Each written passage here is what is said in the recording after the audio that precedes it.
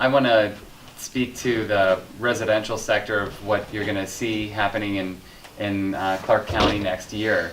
If I could just see a show of hands, how many folks in the room are homeowners? And how many of you have solar panels on your home? No one? Too many trees. No one yet. Yeah, that's a very common response. We have Totally community solar with PUD. You do? Oh, excellent. You got a spot there. Those sold out like very quickly, right? And we're going to be developing more of those in the future. What else? CCNRs play a role in this. No. CCNRs. State statutes taking care of most of Oh, them. okay. That's homeowners association Yeah. regulations? Well, No? What is CCNRs? Codes, Covenants. covenants, and Restrictions. Restrictions, Codes, yeah, covenants, and HOAs. restrictions. HOAs, yeah. Yeah, I'm pretty sure that a HOA was not going to restrict you from going solar. They can say, Visual impairment. things visual, like yeah, we have to be within their guidelines, but usually that's not a something that'll stop a homeowner from going solar. That's good to know because I had a project stopped It's several years ago. It's RCW 64.38 Wow, you're good. Awesome. HOA. Yeah. come with their Nice. seats. and- But everybody in our HOA wants a Tesla product. So what the Ah, heck? snazzy. I don't know. Yeah, they'll be waiting for a little while. Really? What's the Yeah. story? What do you know on that? Well, they just like to announce new products before they're available, like 3 years before they're available. So, you know, being a solar advocate out of my passion for environmentalism, I want to empower people to go solar now. We need to start making changes now. And I really appreciate the work that you're doing here, Don. And thank you for the guidance and the policy that empowers people like us to step in and help people save money.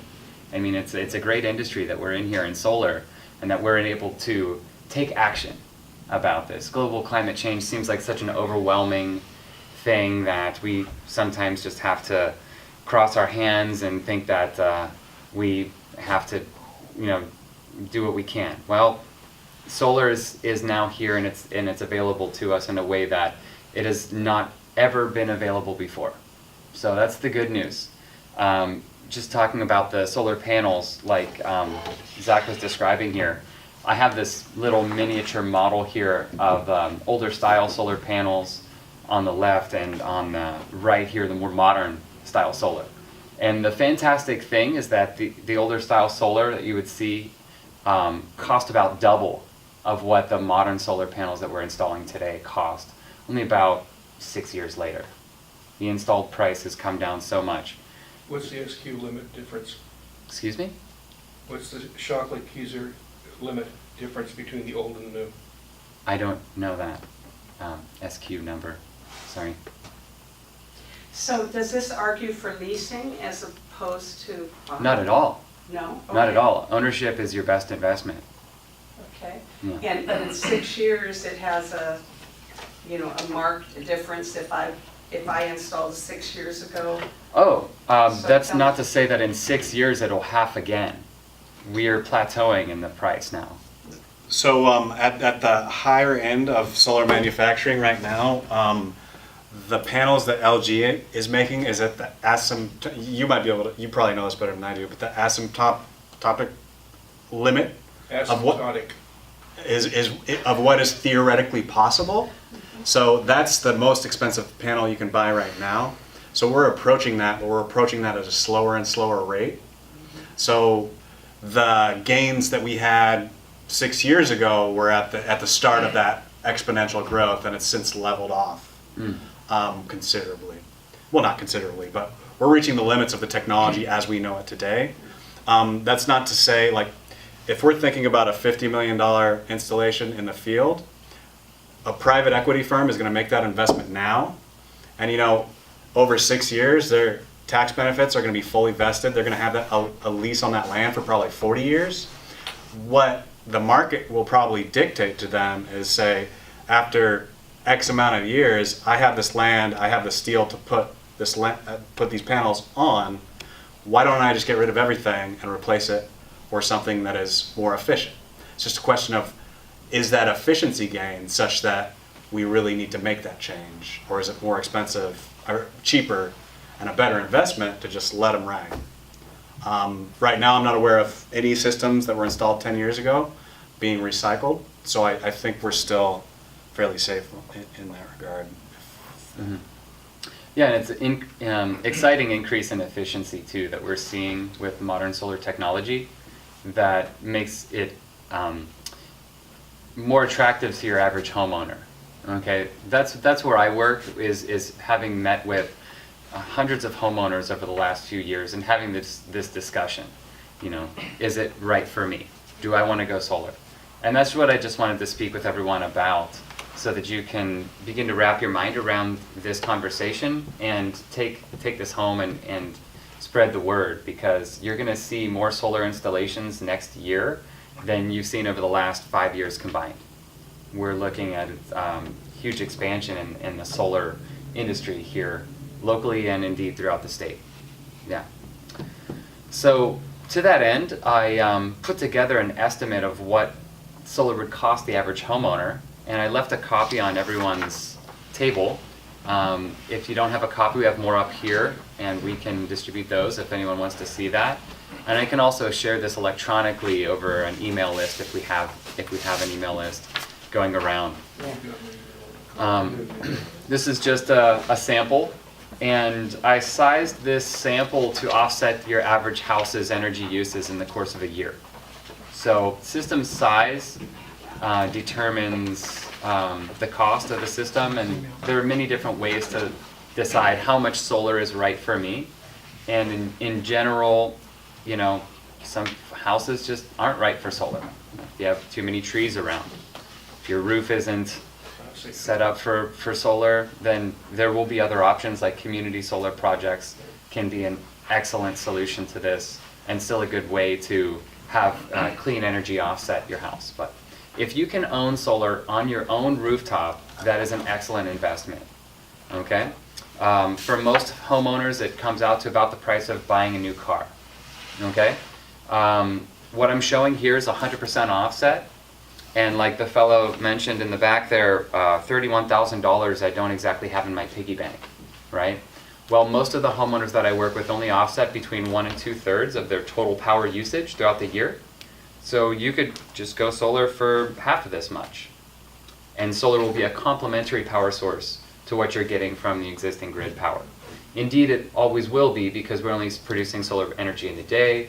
We come home at night, we turn on the lights, and the grid acts like our battery in a program that's called net metering.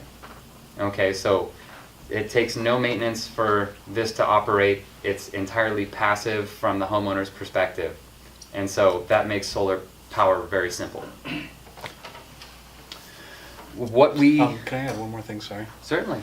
And a lot of times what we see homeowners doing is taking out a home improvement loan and then wrapping it up into their mortgage. They can access a way better interest rate by doing that.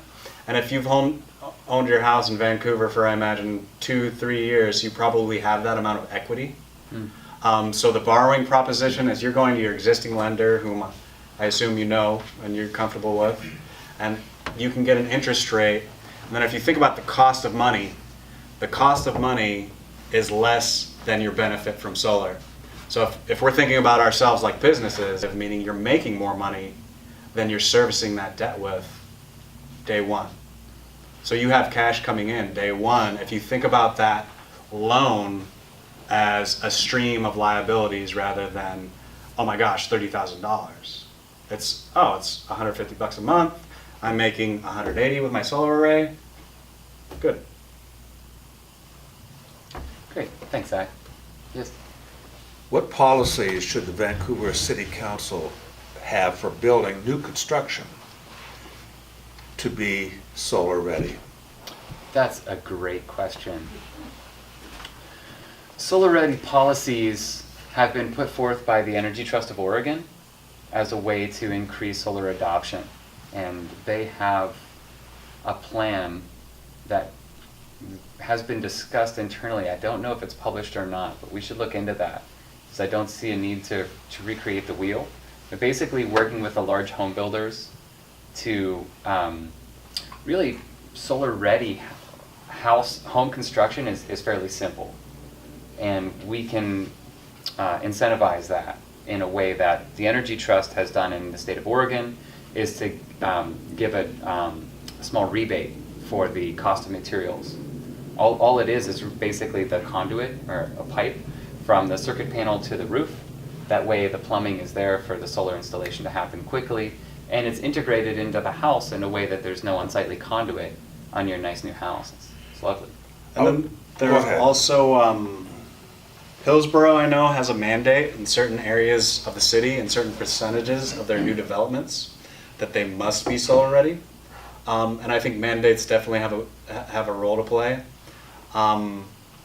Additionally, just kind of educating people on how simple it is. Like Terry, what Terry doing, the GC that Terry's talking about, running that extra conduit, it's probably like $15. It's very economical to do, and just being mindful of that when you're doing your design, it's extremely cheap and simple.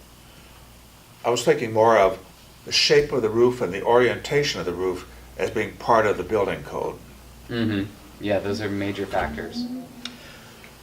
That would make sense. In practice, that might be a little bit. I would also add to have things like skylights and or ventilation systems on the north side. So if you had your roof on a south-facing pitch for the solar, to have that unobstructed as much as possible. Yeah. What angle would you think would be the ideal for a roof? And not only this way, but north-south way. I mean, Yeah, ideal southeast, west. orientation is due south 180 degrees, heading on the compass, and ideal tilt is 33 degrees. So would that make a smart policy for builders to be encouraged to use? Yeah, just from my perspective, again, crunching the numbers for this conversation, I found that paybacks can vary 5 years based on if it's due south facing or if the installation is east or west facing, based on the production of energy and the compensation from the incentive. So yeah, it certainly makes sense to do so. Is that efficiency more related to our cost going up for east-west No, the arrays? cost of the installation is the Cost is same. the same? It's just that due south-facing installations are the most productive. And when you have to install on an east or west-facing roof, because that's the existing roof surface of the house, that's the only option, we take a cut in efficiency of energy production between 10 and 15%, just due to the face of, how much sunlight those panels get. One thing about those arrays, though, is if you have east-west facing arrays, sometimes you won't get a financial benefit from it, but sometimes the utility will have a preference for those, because if you think about a normal solar production curve is like this. If you have an east-west facing array, it goes like this, and then like that, which is more easier to integrate into grid, but without a financial benefit, it's definitely probably a south-facing roof is going to help you out a lot. Yeah. What's the typical homeowner's insurance impact on these kinds of things? It's a good question, Matt. Homeowners insurance premiums have not risen as a result of going solar. In my 3.5 years of helping people do this and talking them through the entire process from start to finish, we recommend that they tell their homeowners insurance that they've gone solar, because our installation warranty covers all of our workmanship, but it does not cover things like fallen branches from a tree, for example. And if that were to damage your solar panel, your homeowner's insurance policy would cover that. Even though these add substantially to your property value of your home, does not increase homeowner's insurance policy premium. One more. You have another one? I Or just want, sorry. is that on that point? Well, sort of. With this thing up there, what's the kind of current that's going through there? I'm thinking now in terms of, I got a fire, the guy is up there and he's bashing away trying to ventilate the Oh, yeah. What's the potential risk for him? Oh, that is a sort of a different conversation, but the short answer is that these are built within the fire codes designed on state and local levels, and the current maximum voltage depends on the inverter that's specified for the system. So for standard residential installation, we prefer a type of technology called a microinverter, which is one small unit for each solar panel, This is the modern way to install solar. It's the most efficient, most productive, and with the lowest failure rates ever. And the maximum voltage out of that is 240 volts. Yes? I'm interested to know what the wind impact is on solar panels. I live near the Columbia River. Mhm. I'm uphill 485 feet from the bank of the river, and I get a substantial amount of wind. I do have a roof that is about 90% due south facing. Excellent. That's a good question. But I do have a lot of wind. Yeah. So what is the wind impact? The wind impact is also dictated by local building codes, to which we always exceed. Because we are a local company here, born and raised in Oregon, we have found that using robust construction methods allows us to build for the long term. I mentioned a 10-year warranty on our installation, 25-year production guarantee on the product. And in looking at this, solar technology can have a 40-year useful life.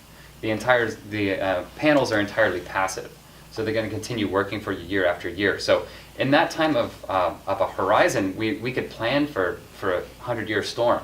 Is entirely likely when these installations are a permanent fixture to the house. So to answer your question directly, on every system that we build and the code that I'm familiar with, we see 95 mile per hour wind gust, load rating for 3 seconds sustained. In the Troutdale area, it's 115 miles per hour wind load rating. Okay? To compensate for that, we do have to use heavier solar racking hardware. There are different strengths of this framing that bolts it into your house. And I did bring a sample of the type of hardware that we use to bolt this into the trusses in the roof or the rafters in the attic. And I can discuss that with you in specific detail and how the metal flashings seal the penetrations that we make in the roof, how this technology works. In our experience installing solar since 2010, we have never had a roof leak, ever. Okay, we take that very seriously. I'm more concerned about the lift. So to that, we have had to retrofit roofs to compensate for lift. Because your roof, a standard gabled roof like this, is built for a dead load or snow load down. It is not built for lift. And these solar panels sit up about 6 inches from the roof, and in a storm can provide lift, from which your roof was not built to sustain that kind of lift. So we do sometimes add extra reinforcements as dictated by structural engineering analysis, which we undertake on projects where necessary. Yes? Is that for homes that were built before a certain period of time? Because code Yes. requires hurricane clips on roof trusses That's right. and has for quite a while. Uh-huh. Is it just older construction? Definitely. Or just Yeah. put it all together? Uh-huh. Okay, second question, you work on residential roofs that are primarily roofed with 3-tab Mhm. asphalt shingles. What are your standards for evaluating a roof, determining whether it needs to be replaced before you put on there? Yeah. Number one, and number two, what's the cost of removing those panels if you've got to re-roof Uh-huh. during the life of that panel installation? Excellent question. We do see standard asphalt or composite shingle roofs as the most common installation type. And we would recommend at least 10 years of remaining life on your roof, because that's a standard period of where the system has paid for itself by that point, so it makes sense to proceed with the solar installation. If your roof life is lower, you know that you're going to need to replace it at some point, we would want to factor that into your ROI, or your calculation for return on investment. And the actual cost is going to depend on the system size or the number of panels, obviously. But to give you a ballpark, I would put it between $1,000 and $3,000 for the whole system, to take everything off, let the roofers re-roof, and then to reinstall everything. It's actually pretty quick. Thank you. Mhm. It's raised 6 inches off the roof. Why? Why couldn't you put it flat on the roof and minimize the wind condition situation she was talking about? That's a great question too, and someone asked me that recently who had an engineering background. They sort of pushed back on me for that reason. And the short answer is this is the conventional racking technology that has the panels up this enough to make space for everything. It's also drainage and ventilation. The panels work best when they're not too hot. As you know, the roof can be a very demanding environment.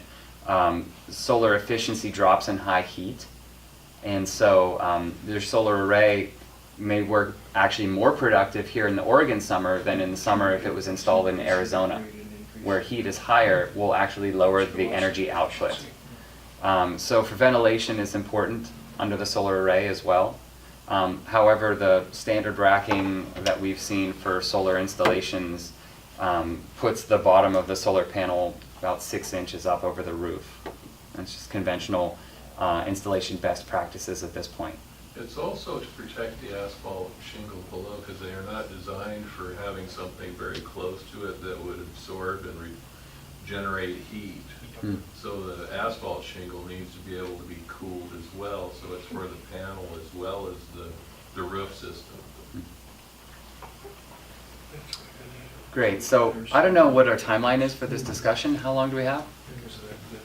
We have as long as you want, but I don't, it depends on how, you know. Okay, well, I appreciate the questions. I just wanted to really come back to my big point here, is that what you see with the incentive here is the way that the numbers work out, the homeowner can pay as little as 20%.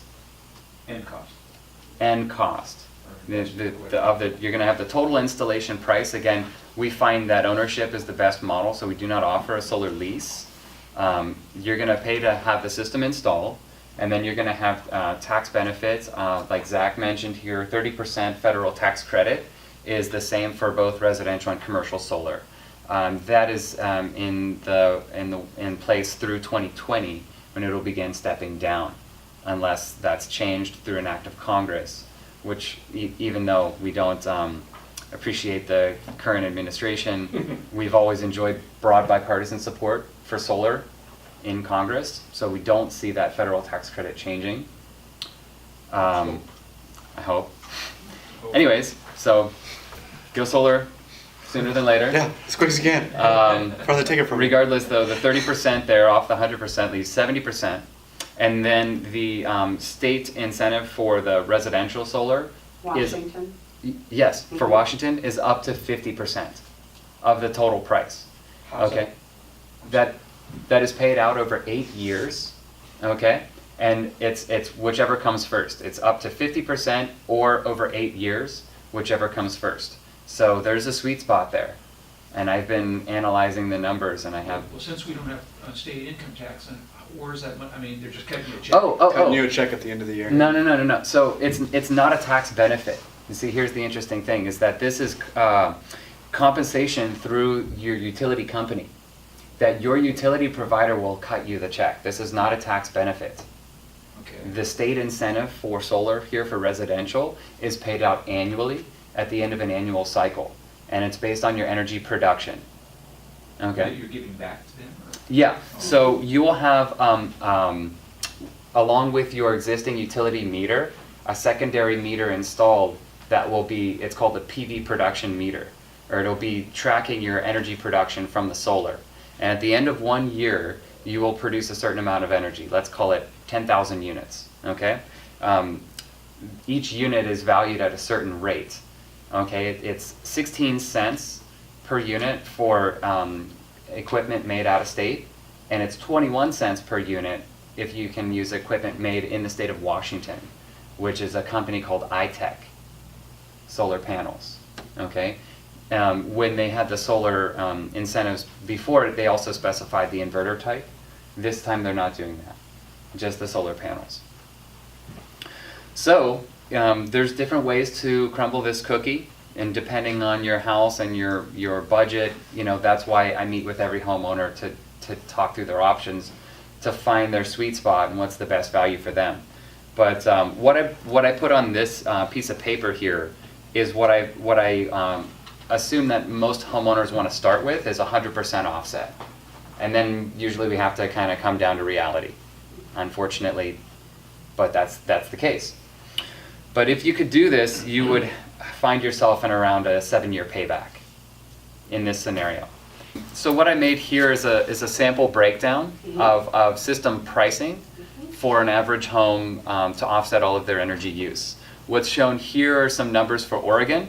So this is actually not relevant to our conversation today. Okay. So if you went with this system, we would have a total cost of $31,000. All right, that's the big scary number, and people think solar's too expensive. And yes, we do finance most of those upfront costs with either a home equity line of credit, or there is also solar-specific financing that's used for this. You will get back 30% in a federal tax credit, which can be claimed all in 1 year if you have that tax appetite, as Zach mentioned, or spread out over multiple years till it's all used up. That would equal about $9,300 in this scenario, okay? And then you have your solar production incentive, which for this size of system would be about $2,000 per year, okay? 8.4 kilowatts is what I was using if you're curious about this. And that incentive is the one that in Washington will be coming through the public utility? That's right. Okay. Okay. $2,000 per year. Now the limit on this is 50%. So I put it at 16,000. That should actually be 15,500, but just going for round numbers right here. So that brings your net cost to about $5,700. And then you also have energy savings here. This is before energy savings. So when people go solar in Oregon or California or Hawaii, they're trying to offset their utility bill. And that's a great idea to do that because you're renting power now. You can own your solar power. You can own your power. And it'll be green, of course, which we like. And that makes all the sense in the world to do that. So you're saving energy and you're saving money. This, what we're discussing here, the solar incentive, is in addition to offsetting your power bill, which is the amazing thing. So you have your cost of electricity, which is about 8 cents per unit. And you have this state incentive, which is up to 21 cents per unit. So total value here is coming out to you 29 cents per kilowatt hour, which is a fantastic investment. And so that's why we wanted to come and have this meeting with you today, so that you can really help us get the word out. Okay, we see this as a really good thing, and we're really grateful that we have some smart, intelligent policies here on the state level. And you know, Bart Hansen, who I told you is on the city council, he also works for the PUD, and he got held up in the city council meeting tonight. Oh. But I want to get you in touch with Bart too. Yeah. Excellent. Mhm. Yeah, thank you. Is solar battery capture any place in the near future? Good question. That's a very common question that we receive from homeowners. And we see generally that batteries are a good idea in the big picture, as it adds a lot of disaster resilience to your system and other benefits as well.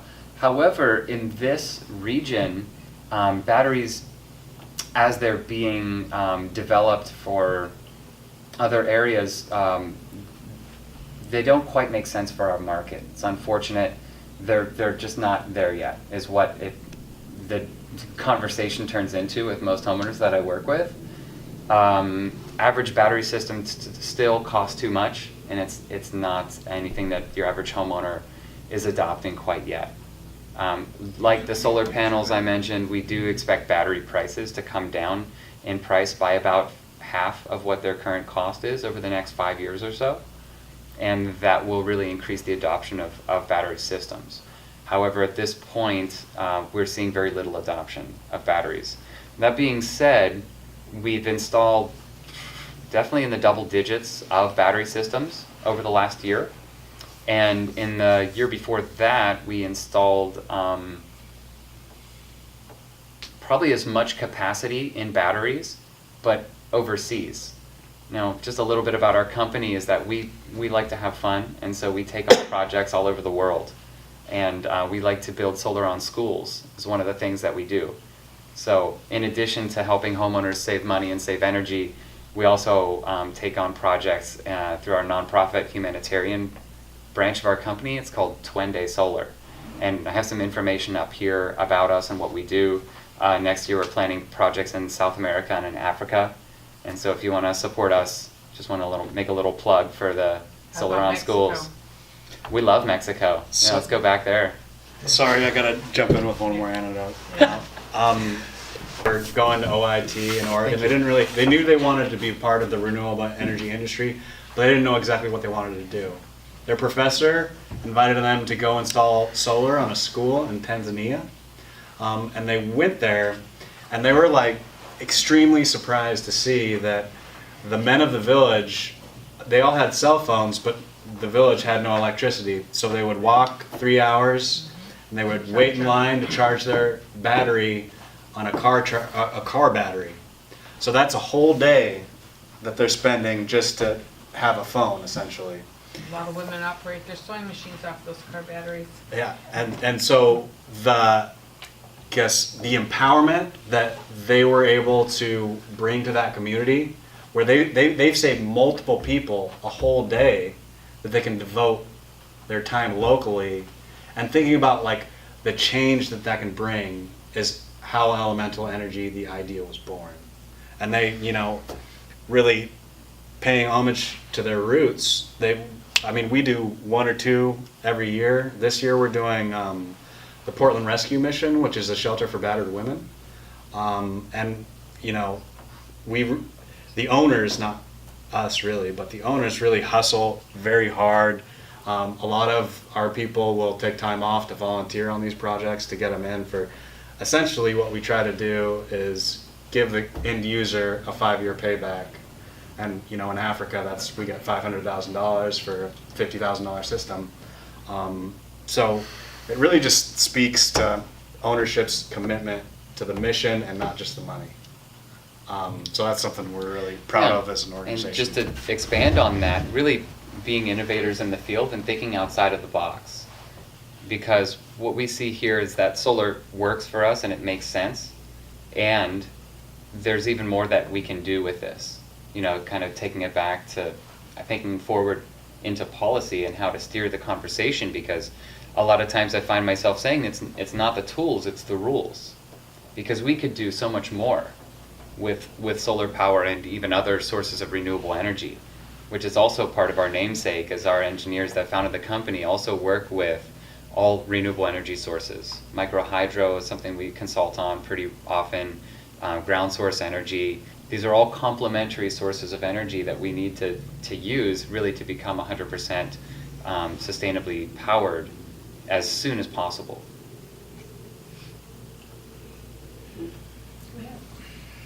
Question? Yeah. Sure. So you guys have mentioned overseas and domestic manufactured panels. Yes. What I'm not clear about is, do you guys represent a wide range of different panel options, or Yes. are you just essentially promoting your own select panel? So just to be clear, we're a solar installation company. We're like a specialty contractor. Okay. Okay, so we can select parts on the open marketplace, whatever we like. Again, being founded by engineers, they've looked at all the available options and found the best components to use given the circumstances. And usually we can all agree that what's the best panels and quality. And then there's also looking at the price. Well, what's the best value then? And so we tend to build for value, being quality over the long term. So to answer that directly, we've really come up with a few different recipes for like small, medium, large size systems, as there are different sweet spots depending on the end use. But for customers for the state of Washington, will want Washington-made panels, right? Well, you may and you may not. There's a lot to say about the technology. Okay, so, but the credits, well, it would be $5 per kilowatt hour. It'd be a nickel a kilowatt hour. Nickel. 5 cents, yeah. $5, that'd be awesome. Yeah, that'd be awesome. Okay, okay, so you just weigh it. Yeah. Uh-huh. And the numbers on the higher end of the scale, at larger sizes, the numbers seem to pencil with the Washington modules. The only consideration is there's a trade case going through.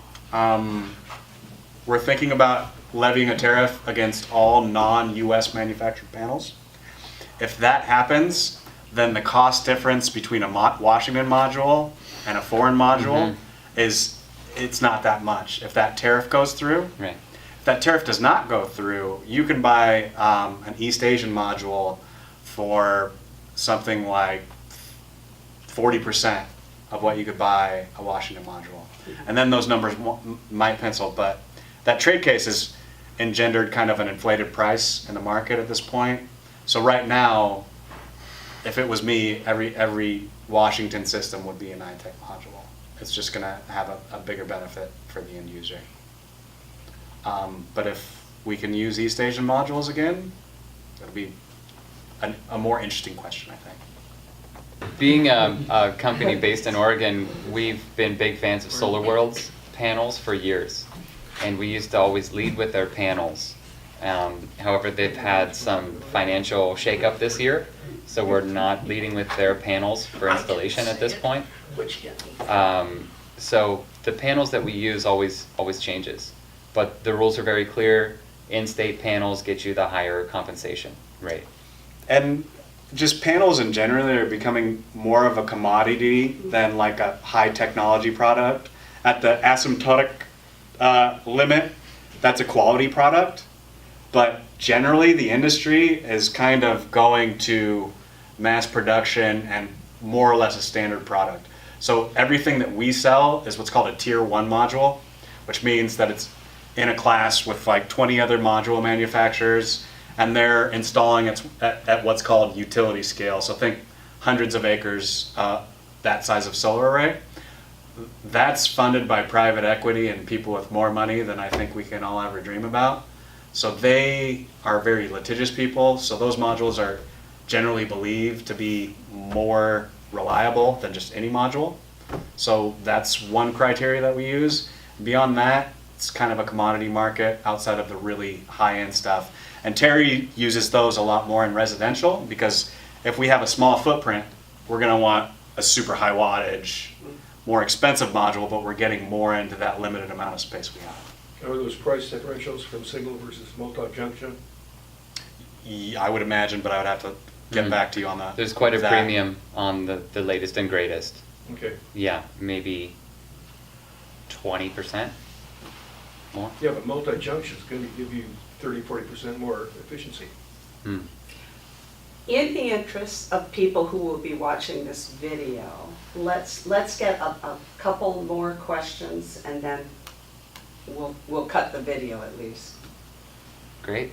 Matt, did you have a question? Go figure. Yeah. So just for total awareness, what's the maintenance? I mean, obviously, if it was covered with volcanic ash, it drops off, so it's not going, hopefully. But is there like an annual you recommend, or semi-annual? You go up and wash it with a hose, or you gotta get up there and scrub it down, or what do you do? Teflon coated? I don't know.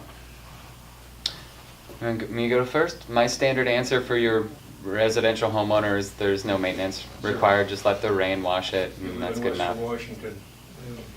Yeah, and you know, when the ash was falling from the sky back there in summer, you might have lost 1% to 2% until it rained, but is it worth getting up on the roof? I don't think so. Okay. And then another thing to think about when you think about, oh my God, I need to clean my panels, is like, you don't want to get up on the roof over and over and over again, because that's just gonna lead to problems with the roof. So really, like Terry said, you set it and it goes. If we were in a desert environment, you know, that might change, but here in Western Oregon, it's pretty much, God will do it for you. What do you think about Western Washington?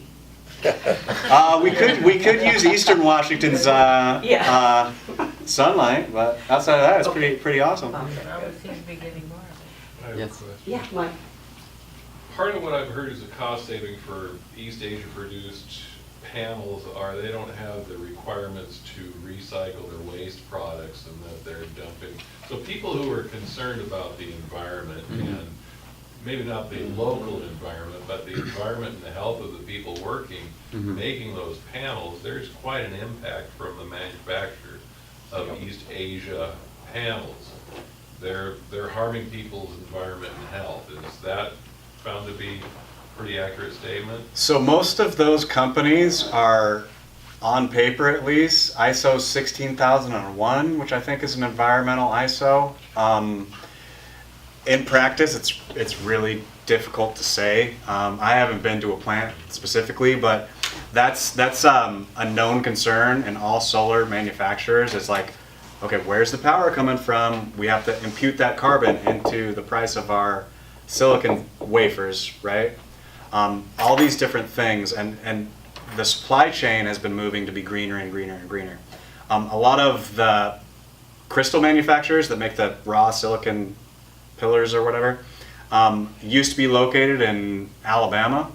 They've since moved to Iceland because they can get geothermal energy, so it's 100% renewable. Nice. So the raw silicon product is made there, and in the past that could have been a source of some of the price advantage. But I'd like to think that the industry's improving in that regard, and I would have to do some research to be able to really prove that to you. What I see as the majority of the price advantage they have is the Chinese government subsidizes manufacturing generally, and then they also specifically subsidize the solar industry, and what that created in China was a huge amount of overcapacity. They had one factory size could have serviced the whole country. Problem was they had 20 people pursuing the same tax incentives, so they could cover their demand 20 times over because they were getting free money from the government. And then when they're coming, sorry if I'm boring you guys, but when they're coming to service that debt, they don't have to service it because it's a state-owned bank. So the majority of the advantage is the labor cost and then free financing, essentially free money from the government. Thank you so very much for coming. Right to Be Heard for the last 6 years has been involved in policy and elected representatives talking to the people they represent, and I'm sorry that we didn't have any show up tonight, but they will be seeing that, and we will be working together. I want to be working through Right to Be Heard. Mike asked me from the local radio station, he said, "Where have you been, Suzanne?" And I've just gone crazy with national politics. And the reason I used hashtag positive for a change on this program tonight is that I want to start focusing on what we can do here locally to help the movers and the shakers like Dawn and become one of the movers and the shakers. We need as many as we can in the community, and thank you so much. And we will be in touch for help drafting policy that also will give us local jobs, you know. Well, thanks so much Yes. for organizing everything. Thank you. Thanks so much for your work, and thanks Yeah. for inviting us. Yeah. We're happy to join you in that effort. And we Yes. have a Thank you. terminal that you could move your facility. No, he's coming over here. to Portland and stop all of ours. Yeah. Well, I'm over there too. Well, we've I got was a at the port city with a lot of council meeting many space now. times If you over need there. office space in Vancouver or manufacturing space. All right. Thank you. Thank you.